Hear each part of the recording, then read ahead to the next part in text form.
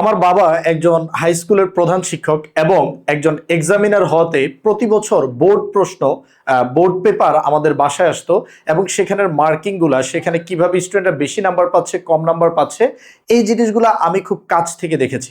এরপরে আমি নিজেও এই পেপার কাটাই বাবাকে হেল্প করেছি এবং আমি নিজে যখন কুমিল্লা বোর্ড থেকে এসএসসি এবং ঢাকা বোর্ড থেকে এইচএসসি তে গোল্ডেন এ প্লাস সিকিউর করেছি। এর ভিত্তিতে কিছু ট্রিক্স আমি নিজে শিখে ফেলেছি যেগুলোর মাধ্যমে তুমি একই পরিমাণ পড়া পড়েও বেশি নাম্বার পেতে পারো এবং খুব সহজেই তুমি 90 বা 95%-এরও বেশি নাম্বার তুমি নিজের জন্য সিকিউর করতে পারো। আমি খুব বেশি পয়েন্ট নিয়ে আজকে কথা বলবো না, তোমাদের পরীক্ষার আগ মোমেন্টে এই পয়েন্টগুলো তোমার অবশ্যই দেখে যেতে হবে। আমি মাত্র দুইটা পয়েন্টে আজকে কথা বলবো। একটা হলো তুমি তোমার পেপারটাকে কিভাবে সাজাবে এবং আরেকটা হলো টাইম ম্যানেজমেন্ট তুমি কিভাবে করবে। তো আসো আমি প্রথমে একটু টাইম ম্যানেজমেন্ট নিয়ে শুরু করি। তুমি যখন তোমার পেপারটা তুমি যখন পাবে প্রথমে তো আমাদেরকে একটা এক্সট্রা টাইম দেওয়া হয় মার্জিন করার জন্য। এটা কিন্তু আমাদের 3 ঘন্টার মধ্যে থাকে না। তো দেখো এই যে পেপারটা তুমি সাজাবে কিভাবে এটার উপর না মার্কসের অনেক কিছু ডিপেন্ড করে। মানে তুমি যখন পেপারটাকে একটু পশ ভাবে একটু প্রিমিয়াম ভাবে সাজাবে তখন টিচারদের সাবকনসিয়াস মাইন্ডে এই জিনিসটা চলে আসে যে আচ্ছা স্টুডেন্টটা মেবি বেটার, স্টুডেন্টটা ভালো, ও বেশি নাম্বার ডিজার্ভ করে। বিলিভ মি, হাতের লেখা বোর্ড এক্সামে খুব একটা ম্যাটার করে না। যদি ম্যাটার করতো তাহলে তোমরা দেখতেই পাচ্ছ আমার এই হাতের লেখা নিয়ে কুমিল্লা বোর্ড থেকে গোল্ডেন পাওয়া কোনোদিনও সম্ভব হইতো না এবং ঢাকা বোর্ড থেকে আবার স্কলারশিপ পাওয়া কখনোই সম্ভব হইতো না। তো আসো আমরা একটু পেপার সাজানোটা বলি। তুমি যেটা করবা, সবাই তো আমরা জানি যে সবাই মার্জিন করে কিভাবে। আল্লাহর দুনিয়াতে সবাই মার্জিন করবে। সবাই হলো এই যে এইভাবে এখানে একটা দাগ দিবে, এখানে একটা দাগ দিবে, এটা স্ট্যান্ডার্ড, কোনো সমস্যা নাই, এই মার্জিনের আমি ফুল সাপোর্টে। কিন্তু আমি আসলে এইভাবে মার্জিন করতাম না। আমি একবার একটা পেপার অনেক আগে যখন হলো আমি ক্লাস মেবি 8-এ ছিলাম, আমার আব্বু এসএসসি পেপার দেখতেছিল। একটা বান্ডেল পেপার আসে, এক বান্ডেলে 50টা করে পেপার থাকে। প্রত্যেকটা স্টুডেন্ট ওই বান্ডেলে আমি দেখতে পাই তারা মার্জিন করে এইভাবে। দেখো তাদের মার্জিন আর এই মার্জিন সিমিলার, হ্যাঁ আমাদের মার্জিন সিমিলার। তারা এইখানে এইভাবে মার্জিনটা করে। দ্যাট মিনস ওরা যে কাজটা করে না সেটা হলো ওরা দুইটাকে ক্রস করে না কখনো। এখন এই জিনিসটা না স্টুডেন্টদের মধ্যে হালকা করে ফারাকটা গড়ে দেয়, মানে বোঝা যায় যে আচ্ছা সামথিং ডিফারেন্ট। সবাই যেভাবে মার্জিন করে তারা ওইভাবে করতেছে না। এবং মার্জিনটা সবসময় তুমি যেটা দিয়ে করবা, পেন্সিল দিয়ে করবা। এটা আরেকটা এলিটনেস, যে কলম দিয়ে তো অ্যাকচুয়ালি সবাই করে, বাট মার্জিনের নিয়মটা হলো তুমি পেন্সিল দিয়ে মার্জিনটা করবা এবং মার্জিনের একটা সাইড তুমি ফাঁকা রাখবা। মার্জিন কতটুকু চওড়া করবা, তোমার এক স্কেলের চাইতে একটু কম পরিমাণ চওড়া করবা। এক স্কেল না অনেক মোটা হয়ে যায়, সবাই বলে এক স্কেল, কিন্তু এক স্কেল চাইতে একটু কম করবা, দেখবা প্রিমিয়াম একটা ভাইব দেয়। আর যে জিনিসটা কখনোই করবা না, অনেক চওড়া করে মার্জিন করবা, তুমি ভিতরে কম লিখবা, এটা খুবই ছাপড়ি মার্কা একটা পেপারের মানে ডিজাইনিং হয়ে যায়। এগুলো না টিচাররা পেপার দেখলে বুঝে যে এই ছেলে কম লেখার জন্য মোটা করে মার্জিন করছে যাতে বেশি পেজ নাম্বার হয়। এগুলো কখনোই কাজ করে না, এগুলো সাবকনসিয়াস মাইন্ডে টিচাররা জানে তুমি আসলে কি করতেছো। ওকে, তোমার মার্জিন করার প্রথম পার্টটা গেল।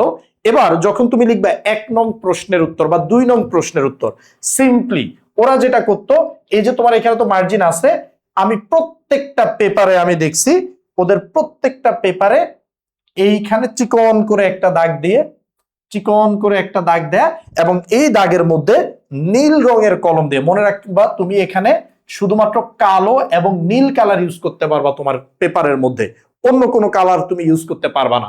তো সবাই নীল রং দিয়ে এখানে লিখতো যে 1 নং প্রশ্নের উত্তর।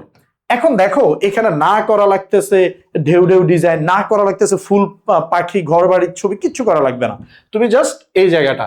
আর যখন তারা কোন একটা প্রশ্ন মনে করো অধ্যায়ের মাঝ থেকে শুরু করতে হবে, সে তুমি লিখতে লিখতে তোমার 1 নং প্রশ্নের উত্তর যেখানে শেষ সেটা হলো পেজের এতটুকু জায়গা গেছে, তারা আবার মাঝখান থেকেই এখান থেকে আমি দেখতে পেতাম যে আচ্ছা এখানে তারা আবার 2 নং প্রশ্ন দিয়ে 2 নং প্রশ্নের উত্তর শুরু করে দিছে।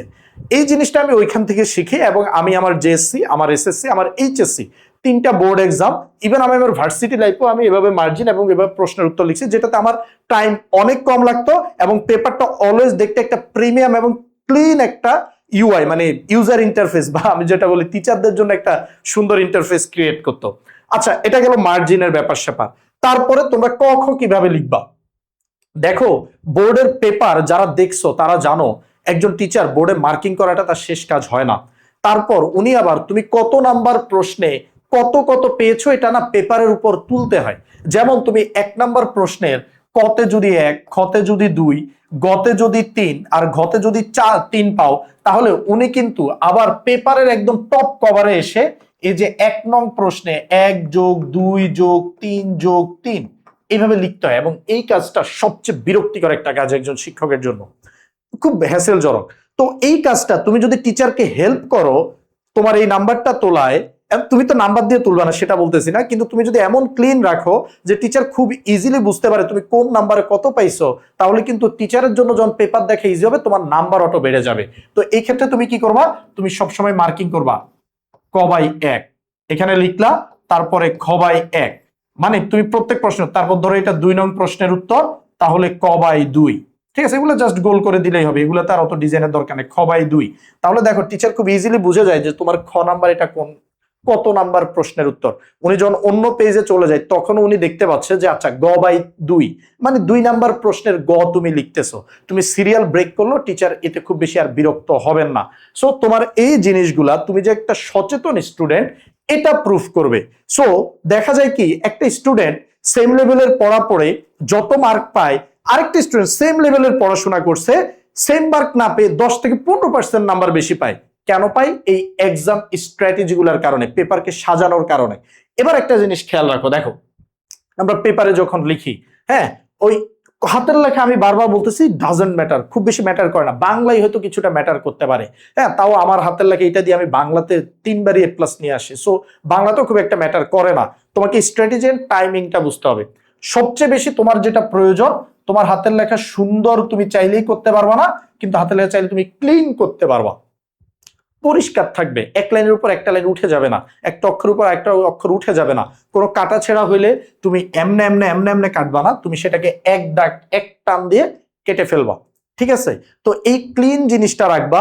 আর প্রত্যেকটা প্রশ্নের শুরুতে ধরো তুমি একটা গ করতেছো, এটা যদি ফিজিক্সের কোনো ম্যাথ হয়, তাহলে তুমি দেয়া আছে এটা ঠিকভাবে লিখবা, আমরা আছে এটা ঠিকভাবে লিখবা, এবং ফাইনাল যে একটা অ্যান্সার, ধরো তোমাকে বললো যে প্রশ্নটা এরকম যে বাঘটি হরিণকে ধরতে পারবে কিনা, বা ধরো ওইটা হবে কিনা ব্যাখ্যা করো, তুমি তখন ফাইনাল একটা অ্যান্সার লিখবা যে হ্যাঁ বাঘটি হরিণকে ধরতে পারবে অথবা পারবে না।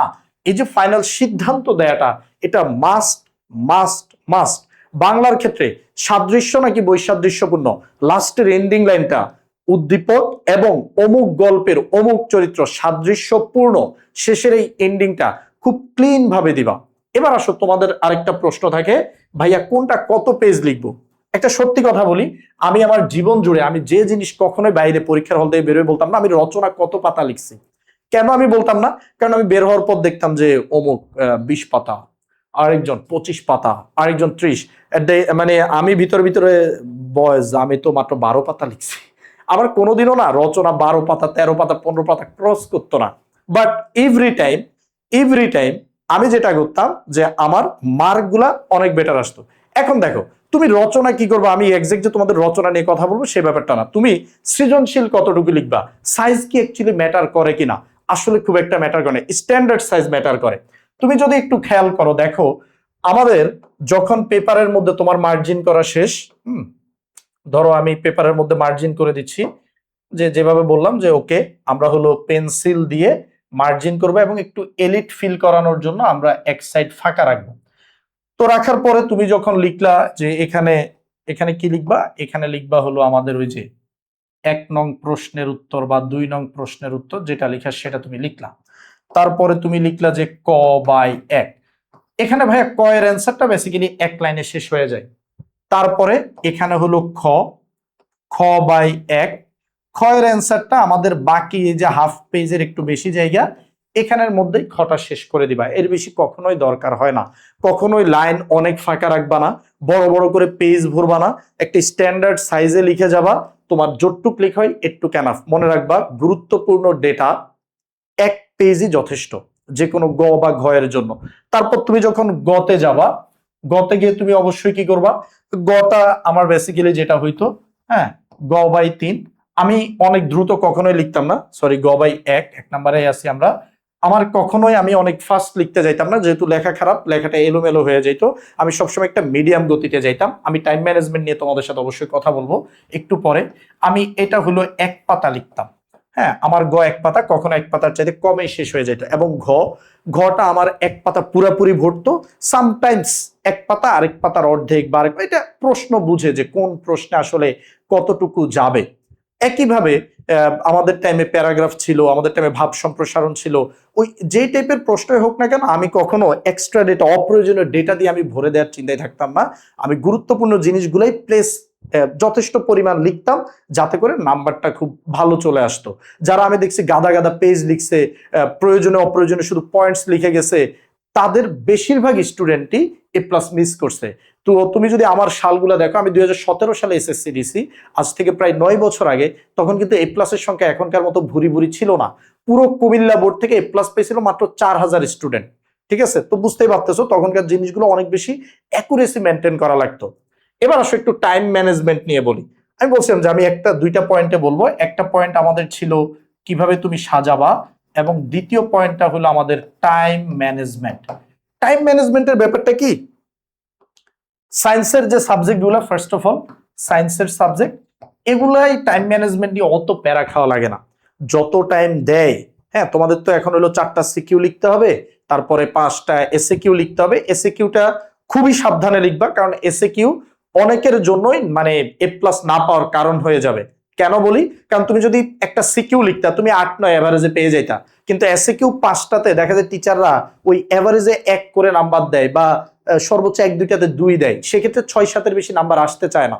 তো এসিকিউ গুলো সুন্দর করে লিখবা, যাতে করে তোমার এসিকিউতে নাম্বার কম কাটা যায়। ঠিক আছে, 100% নাম্বার পাওয়াটা ভাগ্যের ব্যাপার হয়ে যায় অনেকটা, যেহেতু খ মার্কের প্রশ্ন এগুলো সব।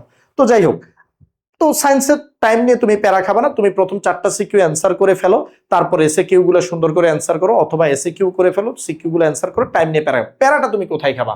তুমি টাইম নিয়ে প্যারা খাবা বাংলায়, টাইম নিয়ে প্যারা খাবা বিজিএসে, টাইম নিয়ে প্যারা খাবা ইসলাম শিক্ষায়, যেগুলাতে 60টা করে সিকিউ আমাদেরকে লিখতে হয়। শুনো ভাইয়া, তারাই সেসব স্টুডেন্টই এই সাবজেক্টগুলোতে এ প্লাস পাবে, যারা যারা প্রথম সিকিউটা, বাংলা বিজিএস বা ইসলাম শিক্ষার প্রথম সিকিউটার ক্ষেত্রে সর্বোচ্চ 22 মিনিট সময় নেবে। যারা 22 মিনিট না নিয়ে 30 মিনিট, 35 মিনিট, 40 মিনিটে একটা সিকিউ লিখবে, সুন্দর করে লিখবে, তারা এ প্লাস পাবে না। কেন বলতেছি, তুমি প্রথম সিকিউতে যখন 15 মিনিট এক্সট্রা নিচ্ছ, এই একটা সিকিউ তোমার পরের 6টা সিকিউকে ইম্প্যাক্ট করবে, পরের 6টা সিকিউর কোয়ালিটি তোমার ড্রপ করবে। কিন্তু দেখো, ওই একটা সিকিউতে স্যার কি তোমাকে 10-এ 20 দিবে বা 10-এ 15 দিবে? 10-এ তুমি সর্বোচ্চ ওইটা তো 8 বা 9ই পাবা। তাহলে ওইটার জন্য তুমি কেন এত এফোর্ট দিতে যাচ্ছ? যার কারণে তোমার শেষে 2টা সিকিউ 3টা সিকিউর লেখা এত খারাপ হচ্ছে। 3টা সিকিউর লেখা খারাপ হলে তুমি 30-এর মধ্যে পেয়ে যাবা 15 মার্ক তোমার নাই হয়ে যাবে। তোমার এ প্লাস কোথায়? এ প্লাস কোথায়? তো সেক্ষেত্রে টাইম ম্যানেজমেন্টটা খুব ইম্পর্টেন্ট। প্রথম সিকিউ 22 মিনিটের মধ্যে লিখবা, পরের সিকিউ গুলো সব 21 মিনিট 20 মিনিট করে এভাবে 20-21 নিয়ে আসবা। তার চাইতে বড় ইম্পর্টেন্ট যে পয়েন্টটা সময় ম্যানেজমেন্টের ব্যাপারে, সেটা হলো পরীক্ষার প্রথম 5 মিনিট কিছু না লিখা। ফার্স্ট 5 মিনিট কিছু লিখা যাবে না। কিন্তু না লিখে কি করবো ভাইয়া, বসে ঘুমাবো? না, ঘুমাবা না। তোমাকে যখন প্রশ্নটা দিবে, জোরে 2-3টা নিঃশ্বাস নেবা, নিঃশ্বাস নিয়ে পেপার প্রশ্নটা হাতে নেবা। তোমার তো মার্জিন অলরেডি করা ডান। নিয়ে তুমি প্রশ্নগুলা একদম প্রথম প্রশ্ন থেকে শেষ প্রশ্ন পর্যন্ত তুমি আগে সিকিউ গুলা পড়বা। এই পড়তে 5 মিনিট 7 মিনিট টাইম লাগে, এর বেশি লাগে না। এই টাইমে ভুলেও লিখা যাবে না। কিন্তু তুমি দেখবে তোমার আশপাশে অনেকে প্রশ্ন পায়, ও মাই গড, লিখা শুরু রকেটের মতো। এগুলার এ প্লাস মিস যাওয়ার পসিবিলিটি বেশি। হয় কি, সিকিউ যখন আগে থেকে তুমি প্ল্যান করে না লিখতেছো, তখন তোমার সাবকনসিয়াস মাইন্ড কিন্তু বাকি সিকিউ গুলোর জন্য রেডি হচ্ছে না। বাট তুমি যখন আগে সিকিউ 7টা পড়লা, সেখান থেকে এগুলোর ক্ষেত্রে 11টা সিকিউ, 11টা তুমি পড়লা, ওইখান থেকে তুমি 7টাকে মার্ক করলা, তোমার সাবকনসিয়াস মাইন্ড অলরেডি ওই প্রশ্নগুলো কিভাবে আরো বেটার লেখা যায় এটার জন্য রেডি হইতে থাকবে, তোমার অজান্তেই রেডি হইতে থাকবে। সো তুমি আগে সবগুলা পড়বা, কোনগুলো অ্যান্সার করবে সেটা দাগাবা। এমনও হইতে পারে যে ওকে, তোমার তো 4টা সিকিউ অ্যান্সার করা লাগবে সায়েন্সের ক্ষেত্রে, তোমার কমন পড়ছে 3টা। আচ্ছা, তুমি ওই 3টা আগে দাগাই রাখো, এবং খুব ভালোভাবে ওই 3টা এমন ভাবে লিখো যাতে ওই 3টাতে তোমার 30 মার্কের 1 মার্কও কাটা না যায়। এসে কিউ গুলো লিখো। বাকি যে একটা তুমি পারো না, ওই একটা তুমি দেখো যে আশপাশ থেকে যদি হেল্প পসিবল হয়, ইফ পসিবল, না হলে দরকার নাই, সেক্ষেত্রে তুমি কোনটার ক খ পারো, কোনটার মধ্যে তুমি 10-এর মধ্যে 7 পারো, 8 পারো, ওইটাকে তুমি অ্যান্সার করো। যেটা একদমই 3 বা 4 মার্কের একটা প্রশ্ন ধরো তুমি পারোই না, ওইটার মধ্যে দেয়া আছে রিলেটেড কোনো সূত্র মনে থাকলে লিখে দাও না। যখন তোমার আগের 3টা পারফেক্ট সিকিউ, এটাতে তুমি এই উমগা বুঙ্গা লিখলেও দেখবা যে ওই 4-এর মধ্যে 1-2 তুমি পেয়ে যাবে, কারণ পার্শিয়াল মার্ক দেওয়ার নিয়ম বোর্ডে আছে। এইভাবে কিন্তু পার হওয়া যায়। আমি তোমাকে আমাদের একটা এক্সপিরিয়েন্স বলি। হায়ার ম্যাথ এক্সাম, তোমরা যদি আজও এসএসসি 17 কুমিল্লা বোর্ডের হায়ার ম্যাথ এমসিকিউটা খোলো, তোমাদের গায়ে কাটা দিবে, লিটারেলি যেটা আমাদের দিছিল। দেখো এত প্রিপারেশন নিয়ে যাওয়ার পর কুমিল্লা বোর্ড যে খুবই জঘন্য একটা বোর্ড ছিল, এখনো জঘন্যই আছে। তো আমরা এমসিকিউ যখন প্রথম 25 মিনিট দাগাইছি, লিটারেলি এমসিকিউ মনে খুব বেশি দাগাইতে পারি নাই, সব মিলে হয়তো 13, 14, 15টা দাগাইছি, 10টা টাচই করতে পারি নাই। এটার মধ্যে আবার 3টা এমসিকিউতে ভুলও ছিল। মানে ভুলগুলো নিয়ে আমরা টাইম পাস করতে করতে আমাদের দেখা গেছে এমসিকিউ এত জঘন্য হয়েছে।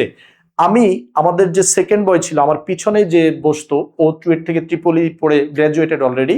তো আমি বলতেছিলাম যে বন্ধু আমরা কি এমসিকিউতে পাস করব? কেন ইমাজিন যে আমরা কি নিয়ে চিন্তা করতেছিলাম যে 8-এ পাস, আমরা কি পাস করব এমসিকিউতে? ও বলছে মেবি পাস করব। আমরা কিন্তু টপার একটা স্কুলের, বাট স্টিল আমরা পাস করা নিয়ে টেনশনে পড়েছি। এখন দেখো এই মোমেন্টে আমার হাতে কি করার ছিল? আমার হাতে তো ভাই আমি এমসিকিউটা আমার আর কন্ট্রোলে নাই, এটা আমি অলরেডি জমা দিয়ে দিয়েছি। পাস করার একটা পসিবিলিটি আছে, 9টার মতো হয়েছিল, একটু শিওর ছিলাম যে 8-9, আচ্ছা তাও তো একটা রিস্ক থাকে। এখন আমার তুমি একটু চিন্তা করো, যদি 25-এ আমি হিসাব করি অলরেডি আমাদের 15-16 মার্ক এখানে নাই হয়ে গেছে। তো আমাদেরকে সিকিউতে কি করতে হবে? এমন ভাবে অ্যান্সার করতে হবে যাতে আমাদের টাইমে আবার সিকিউ 5টা লিখতে হইতো, হ্যাঁ, তখন হইলো 50 আউট অফ 50 আমাকে পাইতেই হবে। তো আমরা তখন ওই জিনিসটা করছি, and at the end of the day আমাদের ওই যে এমসিকিউ 3টা ভুল ছিল, সেটা সহ আমাদের টোটাল 13টা এমসিকিউ হয়েছে, এখানে 12 মার্ক কাটা গেছে, এবং আমরা কিন্তু 100-তে হায়ার ম্যাথে 88 পাইছি। ঠিক আছে, হায়ার ম্যাথে 88 তুলছে, এবং ইট ওয়াজ ইনসেন নাম্বার ফর আস। হ্যাঁ, এটা দিয়ে আমি কিন্তু আমার উপজেলাতে আমি ফার্স্ট না সেকেন্ড ছিলাম। এই 88 পেয়ে কুমিল্লা বোর্ড তো বুঝোই ভাই কি জিনিস। তো দেখো হায়ার ম্যাথের একটা ট্র্যাজেডির পরও এ প্লাস কিন্তু 80-তে, তার চেয়ে অনেক বেশি মার্কে আমরা চলে গেছি। তারপরে কেমিস্ট্রিতে আমার নাম্বার ছিল 97 or 98, জেনারেল ম্যাথে মেবি 100 আউট অফ 100। এবার দেখো বিজিএস, ইসলাম শিক্ষা, এগুলাতে আমাদের সাথে কি হয়েছিল? আমাদের টাইমে এগুলাতে এমসিকিউ ছিল 40টা, রিটেন ছিল 6টা, 60 মার্ক। এগুলাতে অবশ্যই অবশ্যই মনে রাখবা ভাই, MCQ is the game changer. MCQ ভালো না করলে এগুলাতে তুমি ভালো করতে পারবা না। বিজিএস এ আমি যদি ভুল না করি, বিজিএস এ আমার এমসিকিউ 38 বা 39 ছিল, এবং ইসলাম শিক্ষায় আমার এমসিকিউ 39 বা 40, মানে 1 মার্ক বা 2 মার্ক, এগুলোর বেশি কোনোটাতেই কাটা যায় নাই। কিন্তু জানো কুমিল্লা বোর্ড কি করছে আমাদের সাথে? আমাদের এগুলাতে মার্ক হলো বিজিএস এর টোটাল মার্ক 83, এবং আমার ইসলাম শিক্ষাতেও টোটাল মার্ক কিন্তু 83। ভাই বোনা যে আমার লেখা খারাপ দেখে আমি কম পাইছি, আমার সাথে যে সেকেন্ড বয় ছিল শামীম, ও চুয়েট ট্রিপলি থেকে পড়ছে, ওর হাতের লেখা লিটারেলি টাইপিং এর মতো, কিন্তু ওর নাম্বারও এই 82-83 এরকমই ছিল, কারণ আমাদেরকে সিকিউতে নাম্বারই দেওয়া হয় নাই।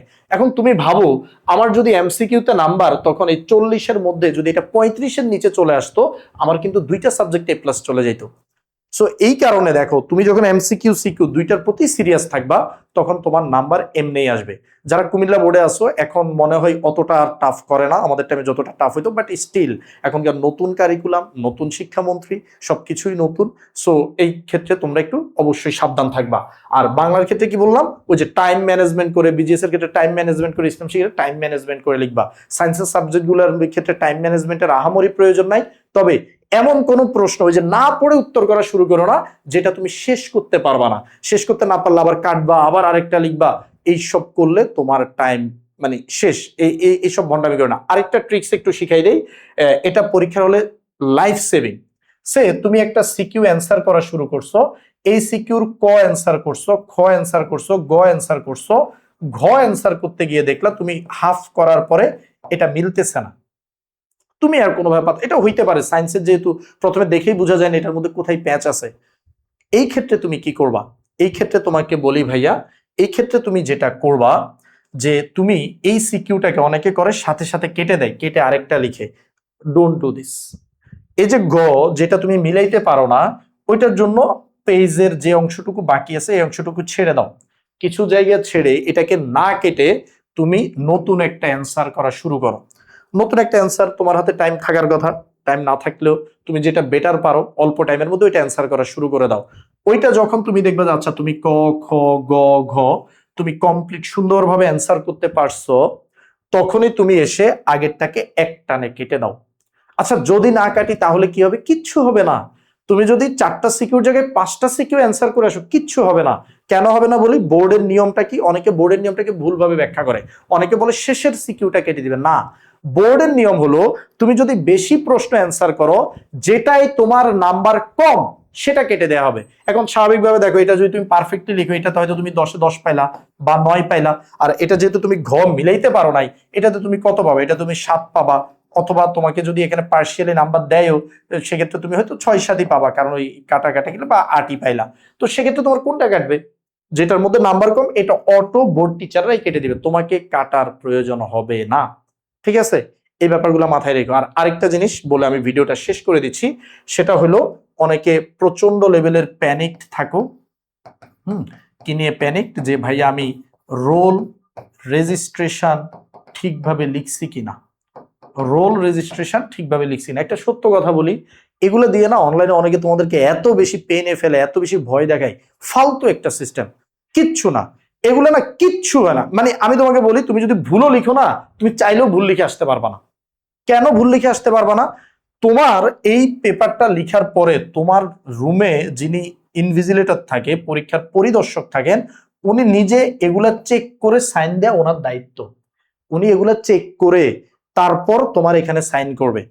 এবার আসো, যদি ভাইয়া তাও উনি যদি কোনো কারণে খেয়াল না করে, হ্যাঁ খেয়াল না, তুমি তো তুমি একজন সচেতন ছাত্র হিসেবে তুমি ঠিকঠাক ভাবেই সব পূরণ করলা, তাও ছোটখাটো ভুল হয়ে গেল, ভুল যদি তোমার হাতে ধরা পড়ে, সে তোমার হাতে ধরা পড়লো এরকম যে তোমার রোল হলো 1 4 3 5 8, তুমি এখানে 8 দাগাইতে গিয়ে তুমি ধরো ভুলে প্রথমে 8-এর জায়গায় তুমি 9 দাগাই ফেলছো, এই যে 9 ভরাট করে ফেলছো, সিম্পলি তুমি কিচ্ছু করবা না, তুমি এখানে তারপরে 8 আছে 8 কেও ভরাট করে দিবা, শেষ।